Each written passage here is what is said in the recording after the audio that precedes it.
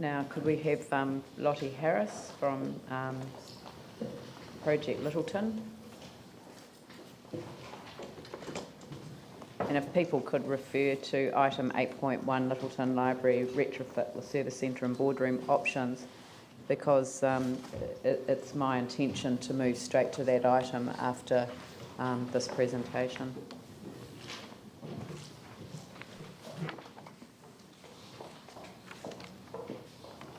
Good morning. My name's Lottie Harris and I work as General Manager for Project Littleton. Project Littleton's an asset-based community development organisation running projects and events in Littleton Harbour that build community connectedness, resilience and support sustainable living. Our projects range from the community garden to putting on the Midwinter Festival of Lights, running the weekly farmers market and, amongst other things, the garage sale.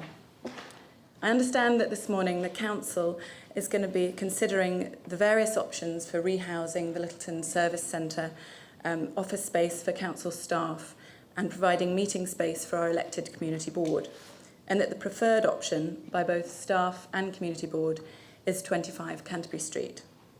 I wish to say that I both understand and, to a certain extent, support this move.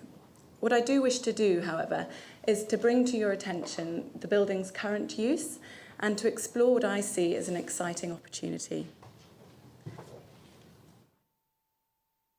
Since April 2014, 25 Canterbury Street has been a temporary home to a community-run social enterprise called the Garage Sale.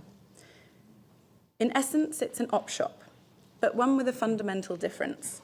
We, Project Littleton, manage the sales and run 2 a month as fundraisers for our own projects. The remaining sales are made available for other community groups to book. They turn up with their own volunteers, sell whatever is there and keep the proceeds. Typically, takings on a Saturday range from between $250 to $500. It's not a bad return for 3 hours voluntary work. For the financial year 2013-14, more than $17,000 of profit went straight back into the Littleton Harbour community through these sales. Last year, 16 groups ran Saturday sales, and more still have come on board since. Work at the Littleton swimming pool cut off access to our building, and the council were generously able to rehouse us temporarily at 25 Canterbury Street. Back in June, I spoke to our community board, requesting that they explore options for us to remain there, as being at the premises had had such a profound effect on our takings. Being in an enclosed, much larger space meant we could all be open all weathers. It reduced the heavy lifting required to open up. It was warm and it was central. We started attracting more volunteers. We were able to open more days, group bookings increased, and takings soared.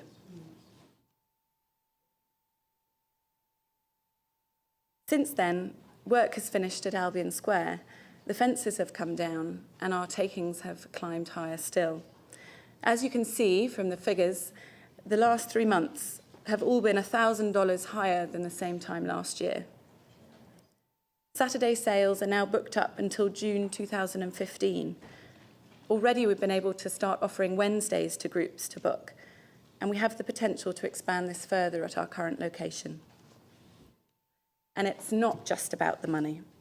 There's a real sense of togetherness, of community ownership, of people being proud to support it, proud to donate, to shop. It's building a sense that we can look after ourselves, that we can make things happen in our own neighbourhood by working together. We share resources too.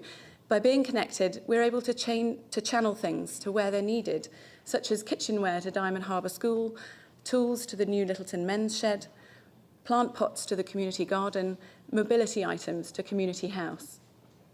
It's an example of a community working together to bring about real change. It's an example of a functioning, successful social enterprise that I feel could be used as a model elsewhere in the city. I would like to invite you all to come and visit us at 25 Canterbury Street, to see for yourselves what we're achieving there, But be warned, though, it is a treasure trove, so you may want to bring your wallets with you. Obviously, I understand the need for community board meeting space and office space, and that staff and elected members wish that to be centrally located. But I can't pretend that my heart doesn't sink when I think of the backward step facing us.